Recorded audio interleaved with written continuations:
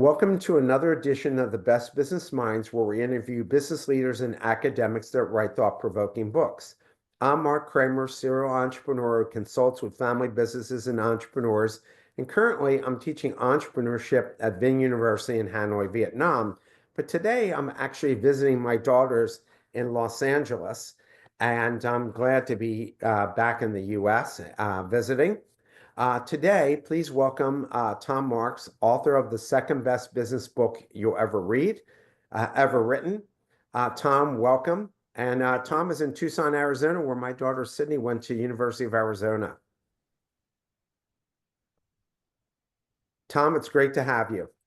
Well, it's so nice for you to have me on your Zoomcast, Mark, and welcome back to the United States. Oh, well, thank you. Thank you.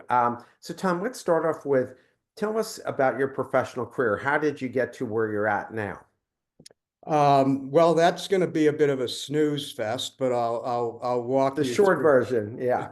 Um, I don't know if at 70 years old there's a short version to anything. But I started, Mark and guests, as a marketing director at a manufacturing company in 1977, which at the time was about a $50 million company. And a few years later, I really felt the need for consumerism, and I needed to fill in that gap. And I I took a job as the vice president of marketing at Bally in Chicago, and not in the casino division or their slot machine division, but in game rooms. So if anybody's old enough to remember Aladdin's Castle game rooms that were in malls and shopping centers, we had 125 of those and another 20 Le Mans family fun centers, which were in the Midwest. And then we had tomfoolery restaurants, which had arcade um, games and food. And I worked with Bally Midway, which manufactured pinball machines and arcade machines like Pac-Man and Tron and Baby Pac. And then in 1983, I opened my own agency with no clients and did 178 bucks in billings, which was a logo for a restaurant. So my total annual take was about 60 bucks in 1983, and I grew that to a multi-million-dollar agency with a couple of offices, um, and then started to slow down in 1920. I mean, in 2020, excuse me. And that's the very short version of a career that probably shouldn't have even happened. So. Well, I hope you had kept a couple pinball machines because I loved, and I'm very familiar being I'm a 64 with everything you had just told us. Oh, that's good. Yeah. So why did you write this book? Because I was bored.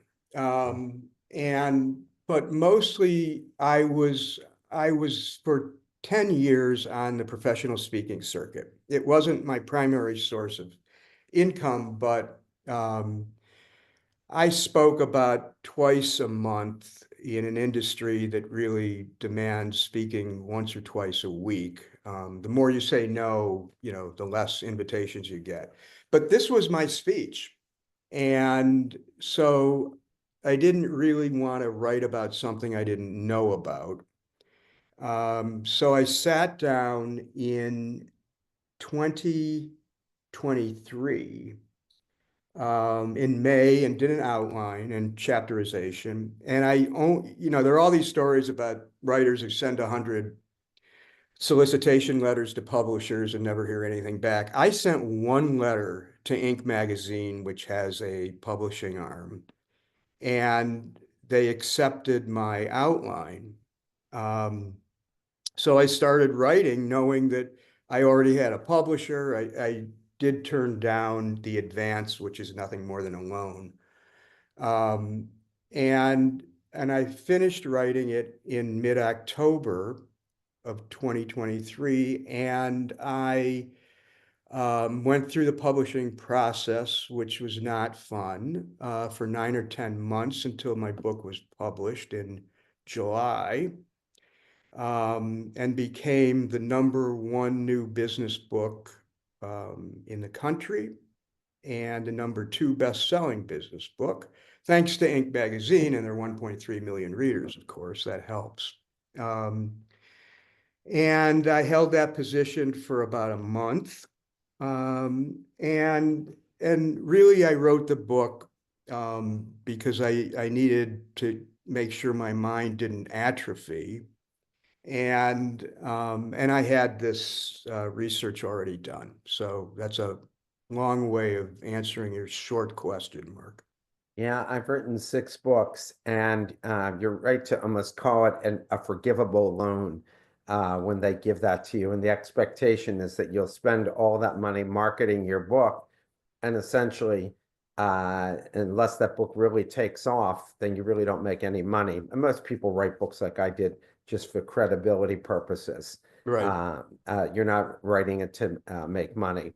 So let's start off with chapter 1. In the world where many companies strive to establish themselves as thought leaders, what specific qualities or actions do you believe set genuine thought leaders apart from those who merely claim the title?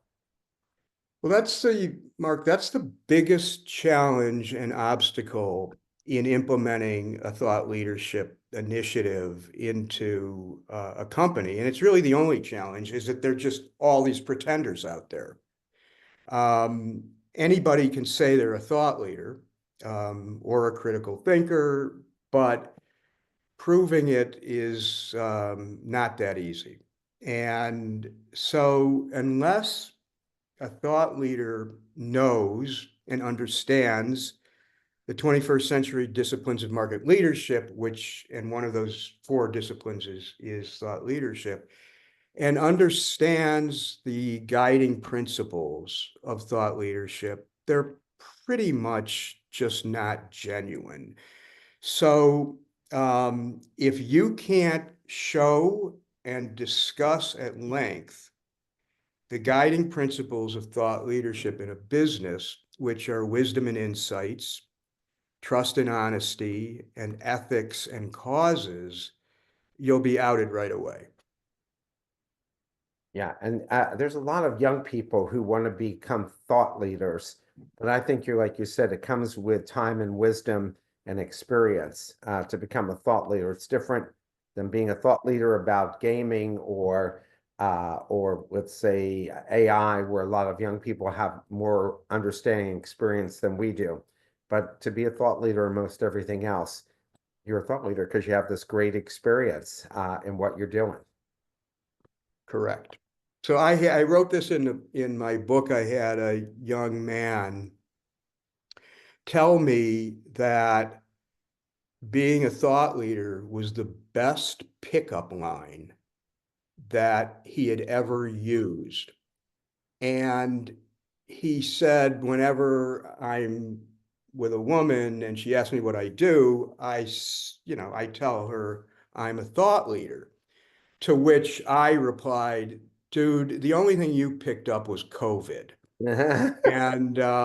And so, but that's the one issue with thought leadership is we have all these people who say they're a thought leader, even if they're 20 years old. Yeah, absolutely. You emphasize the importance of thought leadership beyond the confines of large corporations. Can you share specific examples of how smaller businesses can effectively cultivate and showcase thought leadership in their industries? Sure. So in actuality, and probably not surprisingly, it's much easier to implement a thought leadership campaign or a culture in an SMB, in a smaller mid-sized business, than it is in a large business. And it becomes more difficult in a large business because there are already these people who claim to be thought leaders. And so you've got to work through that. And there's just this culture of knowing more than any consultant knows. But um, thought leadership is not a money grab. So it doesn't cost a lot of money to implement a thought leadership culture. It does take time and maybe a little bit of an investment. But there's two relatively small businesses that come to mind that are really good examples. One is a company called M3 Insurance. It's a independent insurance agency, but a big one with several hundred people. And quite a long time ago, I'm going back 16 or 17 years, and implemented one of the first thought leadership campaigns in an insurance brokerage. And I took them from, just selling insurance and property casualty and employee benefits, and got rid of all that and restructured them into practice groups, which is commonplace now, but wasn't almost 20 years ago. So they had real estate and construction and nonprofit and social services and transportation. And so they had a half a dozen different divisions. I mean, can you imagine doing that in a large corporation and doing it like within 3 or 4 months? It would be impossible. So M3 is still around today, and they're just a terrific company and still practicing thought leadership. The other example that comes to my mind, Mark, is a client not too long ago, owned by the NCAA, which incidentally is a mess. And I'll just do a little sidebar here. I don't think the NCAA is going to exist in 5 years after working with them. And they only own one thing now, which is March Madness. They don't own anything else. And they should sell that to private equity for 20 or $30 billion. But they owned a company called Arbiter Sports, which was their foothold into high school sports. And Arbiter Sports was a really good company, but sort of just floundering in what they were. And I implemented a thought leadership campaign pretty quickly so that we could get them. They were owned by private equity, which the NCAA, I think the NCAA sold them to Serent Capital in Austin, Texas. And we needed to get them in top shape so that we could flip them. And the best way I thought to do that would be to implement a thought leadership campaign and produce a lot of insights and a lot of knowledge about high school sports. Um, and I did that, within a year, which is something you couldn't do in a major corporation. So I think that thought leadership works quickly and inexpensively in small and medium-sized businesses and is a rough row to hoe in large corporations. Yeah, I agree with you, and especially there's so many voices out there. In chapter two, in your opinion, how can businesses, particularly smaller ones, effectively implement thought leadership principles in their strategies without the vast resources of large corporations? So I think it begins, whether it's a large corporation or not, with the CEO. I mean, if there isn't buy-in at the top, there isn't buy-in at the bottom, and you're going to have a cultural shift that probably lasts for 6 months. But I think that again, it's much easier in a small and mid-sized company because the investment is not significant. And really, I found that other than services that I used to provide when I was working, and only really, I'm actually probably the only one left doing it the way that it's supposed to be done, but that's because everybody else is dead. Um, but it's really a low cost investment. I mean, it could be $100,000 or less. And so it's really pretty simple to implement thought leadership for not a lot of money compared to the three other disciplines of market leadership, which are being a price leader, which is incredibly expensive, being a service leader, which is also very expensive, and being an innovation and technology leader, which can be an investment, obviously, in the hundreds of millions or billions. So I hope that answers your question, Mark. Yeah, yeah, absolutely. You mentioned that leaders tell the truth, and I'm quoting here, and that they do not self-identify as thought leaders. Can you provide examples of contemporary figures or organizations that embody this principle? Yeah, so that's right. Thought leaders tell the truth, even when it's not convenient or it might cost them their contract. But they're two contemporary people. One you'll know, one you won't know, that come to mind. But I only say these two because they're contemporary. And the greatest thought leader was also my mentor and my professor at the Claremont Colleges, and that was Peter Drucker. Oh, And wow. yeah, so, and I have Drucker's management um, book for 60 years. It's been by my side. And I talk at length, or write at length about Peter Drucker in my book, but he's not contemporary. So I'll start with Warren Buffett, and who's never been a client and I've never met. But he tells the truth, and his letter to shareholders and his shareholder meeting in Omaha are ritualistic and habitual for, the number of people that have been there for, 40, 50 years. He'll write in his shareholder letter, we didn't do well this year, and here's why. And here's where I screwed up. And so he's really representative of a thought leader that tells the truth and is obviously very smart and insightful. I have a friend, his name is Bob Wyrock, and he's been a client for many years and a friend and CEO and he's a serial entrepreneur like you, Mark, and he's had two very big hits and not, and a lot of misses. And he's very open about it and he's very honest about it. And I love him so much.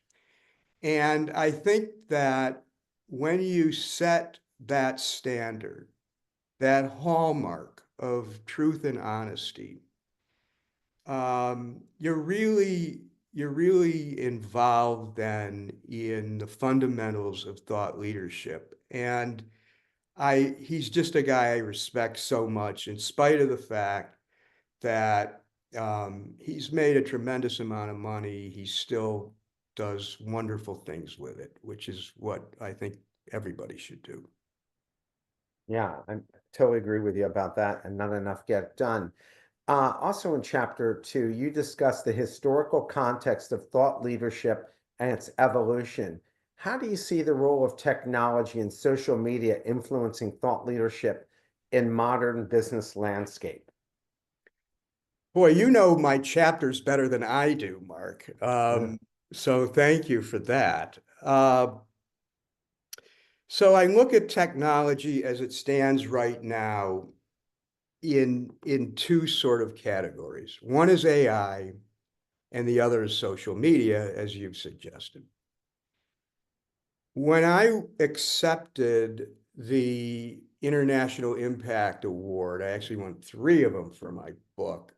In my acceptance speech, um, after apologizing to my wife for the misery that I put her through because I write from 1 to 8 in the morning, um, I reminded the audience that the A in AI still stands for artificial. And it certainly is a great workaround and a valid shortcut, but it's also a short circuiting for what matters most, which is what's up here and what's in here. And we can't ever lose sight of that. And similarly, social media, which we all know has brought us together while at the same time driven us apart, is has changed the way we do business. It's changed the way we buy media. It's changed how we enhance revenue and incremental sales. It has changed how we build brands and strengthen them. And it has become literally a bully pulpit for bullies. It has killed people, including young people in schools that have, followed social media in the wrong ways. And it's the leading source of misinformation in the world today. So I'm on edge. And I'll be very honest with you, as a guy who's been around a long time, 48-year career, this stuff scares me. And it scares me because there's so much good that can be done through AI and social media in business. But the amount of terror and horror um, might just be insurmountable. Time will tell. Yeah, and if you read books about fallen empires, you're really concerned about what's going on today. In chapter three, in your opinion, how can businesses, particularly smaller ones, effectively implement thought leadership principles in their strategies without the vast resources of the large corporation? And I kind of think now is better than any time in history because many of these social media technologies are, if not free, very affordable. What's your take? Yeah, so this is really affordable, and let me just break it down. So when I was active, and I probably don't look active anymore, but I was active. Um, you could you could be a market leader by implementing a thought leadership campaign for under $100,000. I mean, to be a market leader, and really, by today's standard, you either have to be a price leader, a customer service leader, an innovation leader, or a thought leader, and maybe at least two of those, the more competitive things become. But it's really, you're right, Mark. It's a great time and a great initiative because it's so affordable compared to the other disciplines of market leaders. So, I would encourage any business to take a really strong, hard look at implementing thought leadership because it's a relevant differentiator. And I'm not talking about just differentiation. Like, I was downtown Tucson last night seeing a wonderful concert with J.J. Gray, who you guys might know from Jacksonville, Florida. And, I was talking to a guy who had the most awesome mohawk, and it was purple and rainbow colored. That's differentiation. But I don't know if it's relevant differentiation. So thought leadership is relevantly different, and I think the time is now. I wish I was now, but I'm not. But you still have so much knowledge that the good thing is today you don't really have to retire at all. I mean, you're still writing, and maybe you'll write other books as well, but you can still remain very relevant for a very long period of time, especially with younger people who are looking for that older wisdom. I I'm find that glad I'm glad you said that because you're a young man. And I used to be a young man, but you're right. It's sort of this notion that I call the reformed retiree. and that whoever got us into this mess, which just happened to be people from my profession, from the ad agency profession, that, told us how to retire based on what Del Webb and, other people were selling. Um, that's not how retirement looks today. And I I just on Monday sent it wasn't even an outline, it was the title of a book that I'm thinking of writing with chapter titles to a publisher. And 3 hours later, 3 hours later, they got back to me and said, don't send this to anybody else. We'll work a deal. Please just give us a week. And the working name of the book, which is sort of, like a pregnancy due date, it never really happens, but is How to Be Miserable in Retirement. And it's the subheadline is An Advertising Executive's Handbook to Discontent, Regret, and Failure. So here's just another example of me being on a hamster wheel of just, I can't retire. So what am I going to do next? I think that's, I'm going to be 64, as I mentioned to you, next Saturday. And I just can't picture, and I love travel, and there's things I like to do. But even when I slow down, I'll probably still be doing this podcast, Yeah. which is now I'm almost doing it 6 years. And I have another podcast I start called Asian Founders and Funders. And while I'm in Vietnam, I'm starting the fourth ever worldwide National High School Entrepreneurship class and competition. And and people that I work with, oh my God, you have so much energy for your age, and I keep thinking I'm 35, not 64. So I don't see it. I think that there's no reason for these artificial retirement ages that we're given that we can't keep adding value, and especially as we get older and we know so much more that our value. Because I have a lot of students that ask me, especially how to handle stress and all these types of things. And I tell them, here's my perspective of looking back 40 years, what I've learned. And I think that if you walk away from that, you're actually cheating society out of some significant value that you can bring. And so that's, Yeah, yeah. I agree with you. And I think one of the misconceptions about this is that I think we're sort of getting into retirement here, but um, the, the notion that we need to stay physically fit and recreate, which is 100% true. And we need to be nutritious in our habits, but we need socialization, and not always with the cohort. Not only, I always talk about Romeos, which are retired old men eating out. I'm talking about, socialization with people who are younger than you are. But we forget about working and exercising our minds, because that's one of the most valuable assets we have, Mark. And if you don't do that, you'll lose it.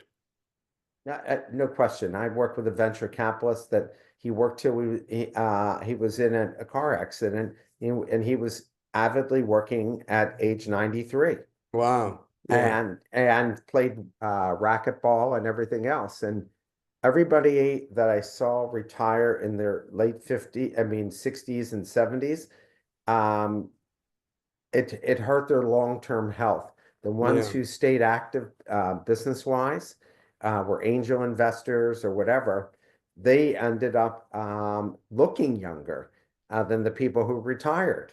So I think there's something to that. In chapter 4, in your workshops, you emphasize the importance of proof points in establishing a market leadership discipline. Can you share any specific strategies or techniques that participants have found particularly effective in developing compelling proof points for their chosen discipline?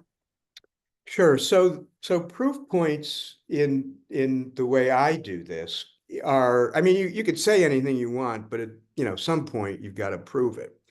So there are two types of proof points. There are statistical and factual proof points, and there are emotional proof points. And the statistical factual proof points could be, you have 180,000 square feet of manufacturing space, or, under one roof, we have 37 offices in 45 countries. We, invest this amount of money in R&D, and the emotional proof points are sort of testimonials from other people and these incredible success stories that should make people cry with envy. And I've always, Mark, and there are a lot of people that disagree with me, and that's fine. I've always been a pre-read guy. So I've never been somebody that won't show a proposal to somebody until I'm in the room with them. And, everybody turns to the last page anyway. What's the difference? Um, so I believe in sending pre-reads to everything I do. So when we're developing proof points, and nobody knows what proof points are in the way I implement thought leadership campaigns. So I send a pre-read. Here's some examples of proof points that are statistical, and here's some that are emotional. And, here's how you should go through this process of thinking about what they are. There's no wrong answer. There might be proof points that aren't as positive or don't have as much muscle as other proof points. But I don't do this in my workshops right out of the blue and expect people to come up with all these answers. So the philosophy that I've had is trying to get the most out of every type of meeting I can, and that involves helping people before I'm helping people. Let them see the way and what it is. So that's that's the way I do it. Doesn't mean that, other people do it that way, but it's the way I do it. You mentioned the relevance of Socratic questioning and refining narrative pitch flows and proof points. How Right. do you recommend integrating these question techniques into a company's existing processes to enhance the understanding of market leadership disciplines? I usually don't. Socratic questioning is about the most advanced technique, a literal philosophy of ensuring that your proof points are as valid as they are. Unfortunately, I don't always recommend it because there's a sense of urgency to the projects I was hired to do, and I'm out of time. Or my clients aren't there yet philosophically and historically, and it could take me another month or two to explain Socratic questioning, which I can't do until they understand Socrates and his ace student Plato and Plato's ace student Aristotle. So I don't do it a lot, but Socratic questioning, which is sort of essentially making sure that you're bulletproof in your proof points and even in your insights, is asking questions like, if this doesn't work, then what are you going to do? Or what's your plan B if this happens? And sometimes I'm just so delighted to get powerful proof points, Mark, that I don't even want to get into Socratic questioning, if that makes any sense. Yeah, for sure. Absolutely. In chapter 5, in your description of thought leadership, you emphasize the importance of wisdom and insights, trust and honesty, and ethics and causes. How would you recommend a company go about integrating these principles into their organizational culture to ensure they're genuinely reflecting their values rather than simply promoting them? Because you see these signs in companies and it's all bullshit. What do you recommend on this? Well, I, I'm glad you said that. Not necessarily that you said bullshit, but I think I actually even wrote this in my book. that I have a distaste for mission statements that are placards in a lobby area. And, they're just become meaningless. But I believe that you cannot understand the present, let alone the future, without understanding the past. And one of the really the most wonderful writers, now deceased, um, was a writer and journalist, a Latin American named Eduardo Galeano, who said that history never really says goodbye. History says, see you later. So I think that when I work with CEOs, I go through the philosophies that they need to understand in order to implement thought leadership in a more compelling fashion. And those are the philosophies of, the three guys and their muse, Aspasia, who was a wonderful uh, female Greek philosopher, but the Greeks shit on their women. Um, and but those philosophies were deontological ethics, teleological ethics, and Aristotle's Nicomachean ethics, which he named after his son Nick. But uh, deontological ethics, deontology means duty, and teleology means goals. So I think you could sort of see how this works, where a CEO needs to have real time a duty to deliver whatever it is in the present. But she also needs to have goals, but they can't impact and leave this wake of destruction. So I go through this process of understanding um, deontological and teleological ethics. It's a little heady, I know. And Nicomachean ethics, which is sort of part of eudaimonia, which is, the human good in all of us. CEOs dig this stuff. I mean, it's hard to believe when I talk about it because I'm not, I'm just not as knowledgeable as a philosophy professor. But when I'm one-on-one with a CEO, tell me about Socrates, tell me about Plato. Why didn't Socrates bathe? It's like, I don't know, but they just want this stuff. And this stuff has such deep meaning and significance to the ethics of today's business and tomorrow's success. And I probably rambled and didn't answer your question, but that's my insight. Did you find the best CEOs were well-read CEOs, that they were intellectually engaged in reading books? No, they wanted me to tell them stories. So, uh, Really? yeah, I mean, and that's too bad because, if there's one thing we should all do, and that's read, because I don't have all the answers. But as a matter of fact, I have very few answers. I'm surprised I'm even answering any of your questions. Um, but I, they, they want it in story format. And I'm sure we're going to probably talk about storytelling in a minute. But, everything's bite-sized now and, quickly digestible. And that's the way CEOs want it. And they want me to tell these stories. And, obviously it's been a while since I've been telling these, but they dig it. I mean, they really dig it. Well, how does a good storyteller tell stories today compared to when you first got in the marketing and advertising industry?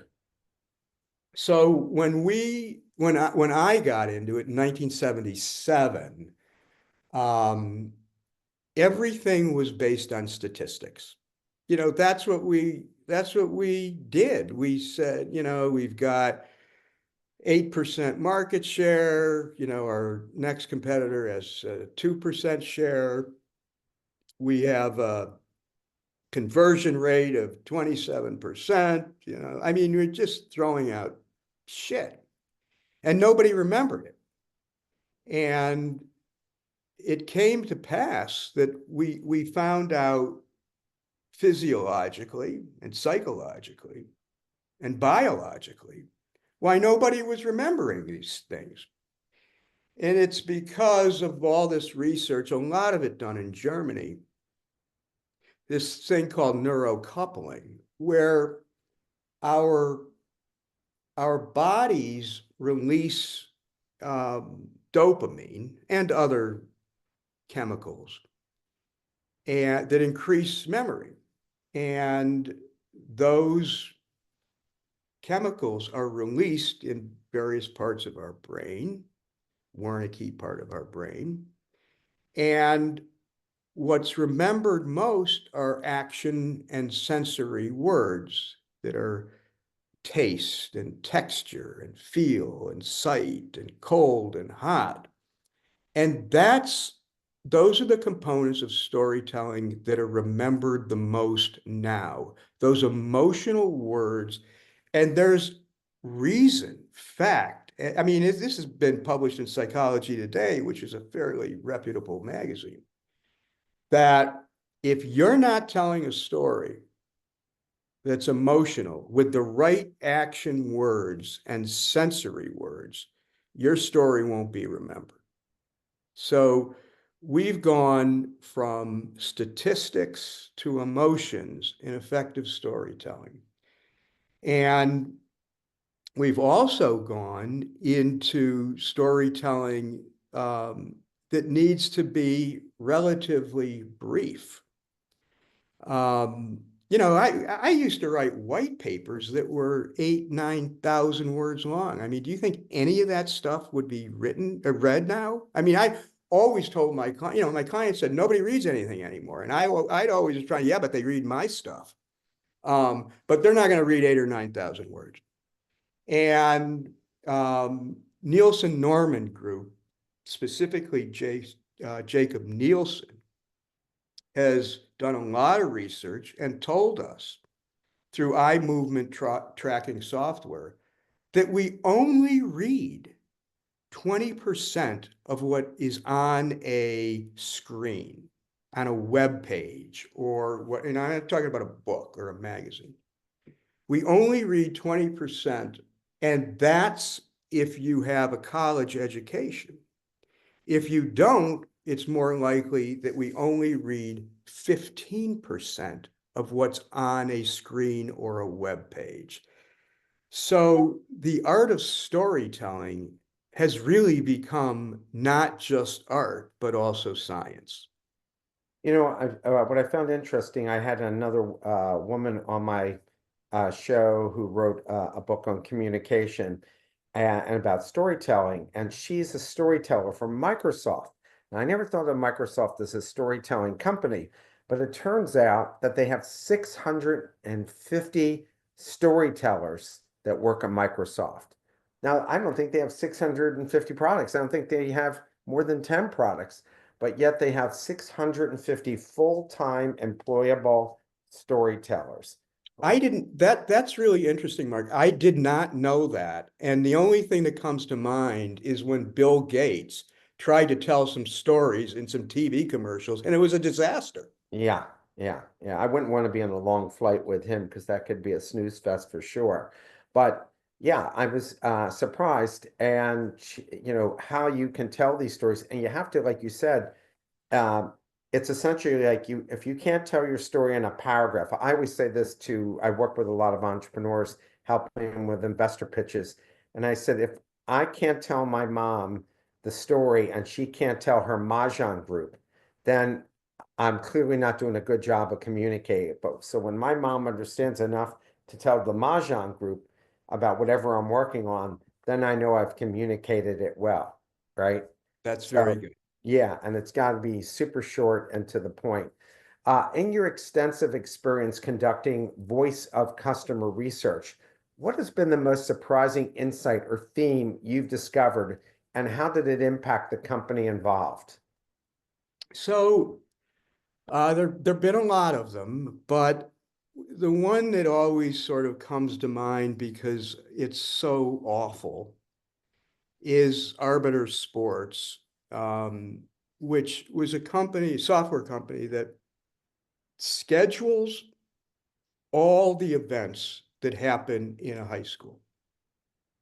Most of those events are athletic related, but some are, taking tests and going on a field trip.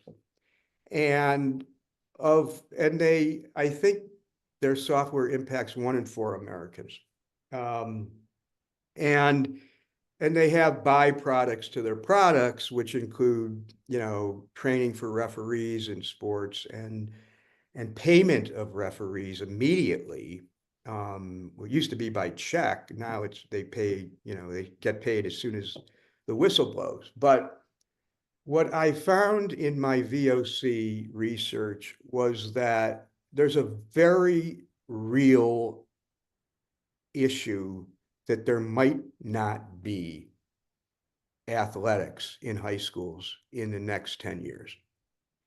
And that's because of sportsmanship.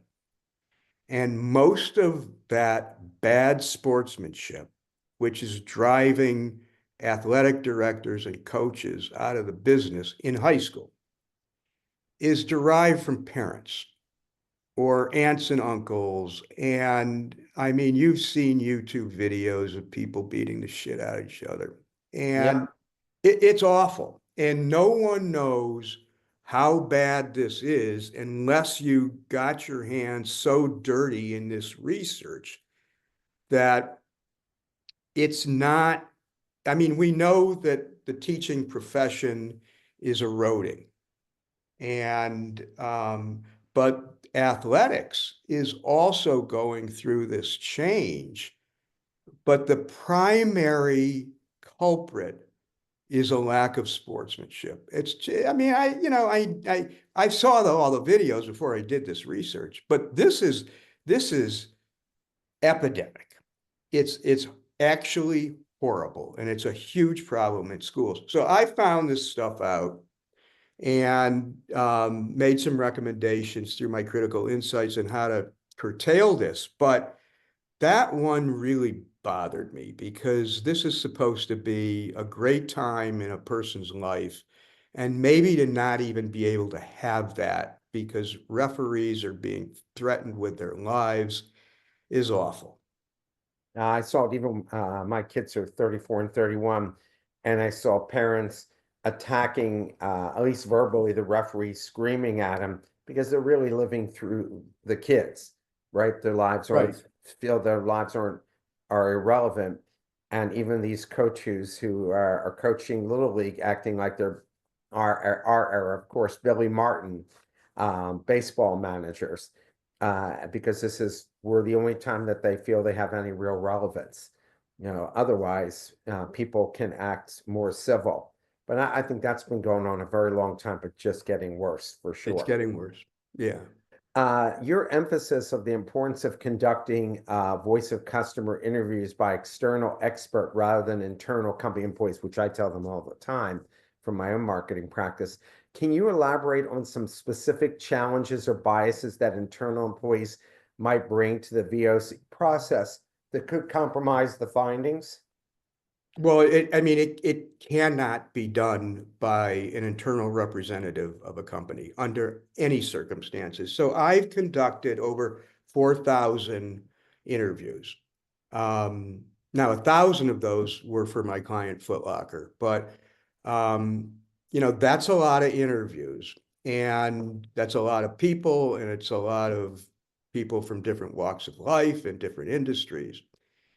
And they will never be as truthful to a person who is a representative of an employee of a company. They just won't be.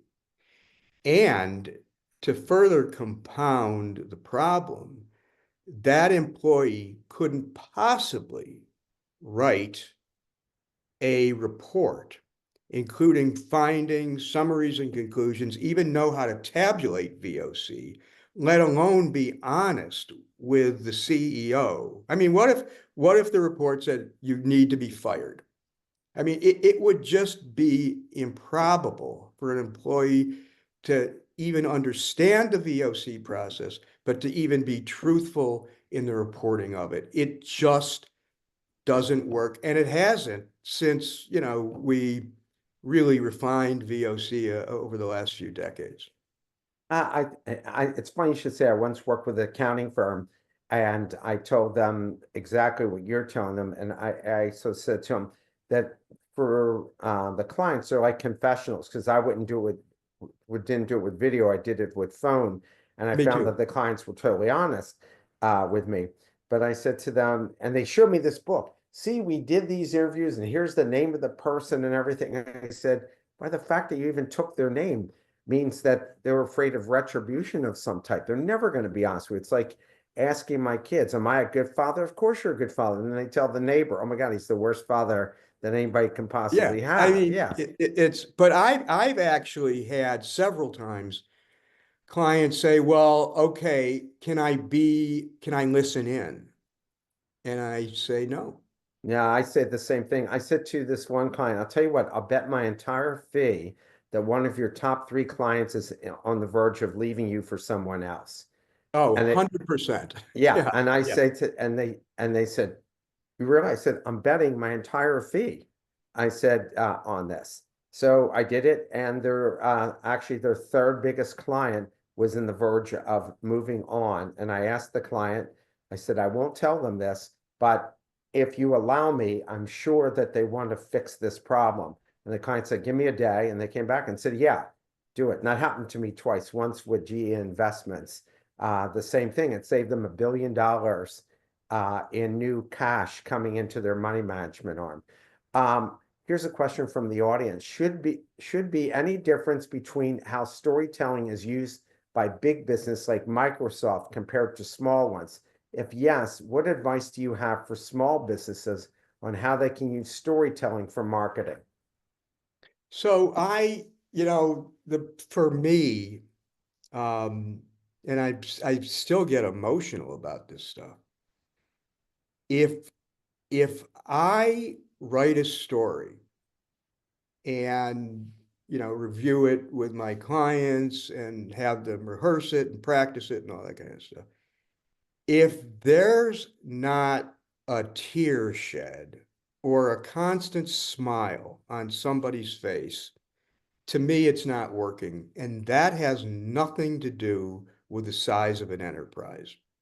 That's just good storytelling. And I believe, I mean, I told great stories with, so there was a baseball player for the Baltimore Orioles. He was a third baseman in the hot box, Brooks Robinson. Oh, yeah, of course. And yeah, I worked with him because he was a sort of a brand ambassador before there were brand ambassadors for Foot Locker. And he had a baseball camp that Foot Locker sponsored. And, he could tell a story. It wasn't about fielding a baseball. It was about playing catch with his dad. I mean, that's one of the things about thought leaders is and I have this in my 7 rules of thought leadership, but one of the rules is thought leaders always look for the alternative. They always look for something that's not obvious. And I think that occurs a lot in storytelling. So um, I was working with a company called Overdrive, which runs every library. I mean, they're huge. They're now owned by KKR.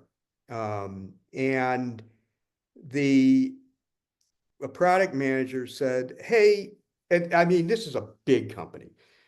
Let's tell a story about us working with the largest school district in America, which I guess was New York. I said, well, that's probably a good story.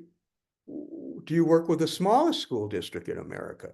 And they said, yeah, we have to look. Well, I said, that's a great story. And it was Sheridan, Wyoming at the time, and there were 70 students in the entire district. And I mean, that's a much better story. So I just think that if it's a great story, it's a great story because you're a small company or a big company, and you're just not falling into the trap of telling a story that everybody else can tell. But that's a great question. In discussing the critical insights developed through voice of customer research, what methods do you believe are most effective in identifying themes that resonate with customers and lead to actionable insights? And how do those methods vary across different industries? So my method is to not have a method. I really don't. I mean, when you're developing critical insights for critical insight selling, if those reoccurring themes aren't there, if they're not reoccurring, then you got to switch directions. So I found that it's best if I don't come in with any expectations. And that's sort of the way I've always handled account management. I mean, I've just made certain that I've always lowered the expectations on everything that I've done. That's just good account management. So I don't have a method. If my method is how I conduct VOC, but if I don't hear the recurring themes, I've got to do something else. And although the critical insights change by industry, of course, the reoccurring themes and the whole notion about finding those is not necessarily industry specific. Well, here's my last question for you. You mentioned the importance of having flexibility to adopt the format and structure of critical insights based on the company's unique mission. Can you provide an example of a situation where you had to significantly alter an insight to align it better with the company's goals? And what impact had the overall thought leadership strategy? Yeah, so one horrible example comes to mind, which I think might be a better story than all the good stuff. Um, because we do like tragedy. I had a client, their name was WEA Trust, which is a billion-dollar insurance company that insured unions. And most of their business, I think about 85% of it, came from teacher unions. And with the stroke of, and I had already set them up in thought leadership and had drafted their critical insights, which were fairly typical for the insurance industry. And with the stroke of the pen, and I'm talking about 30 seconds, with a governor's executive order or proclamation that forbid unions in this state, they were out of business. Out of business in 30 seconds, a billion-dollar company with hundreds and hundreds of employees. I had 30 days to work with them before their payables were paid to find another business. And so the great thing about VOC and this process and thought leadership is being able to turn on a dime and not spend 6 months trying to build a brand and that brand is obsolete by the time you're ready to launch it. And so we got into municipality insurance and things like that that wasn't union driven. But that's a story where you've got to change the formula and the formatics to succeed in this type of stuff. I can't tell you that the hour went super fast. I so appreciate you taking the time to speak with us, and I look forward to your next book. Well, thank you so much. And Mark, you've been a delight, and I really enjoyed our pre-read, which was a pre-discussion. And so thankful to everyone that tuned in. You have better stuff to do than to listen to this guy who's been in business for 48 years, but I do appreciate your time. Thank you so much.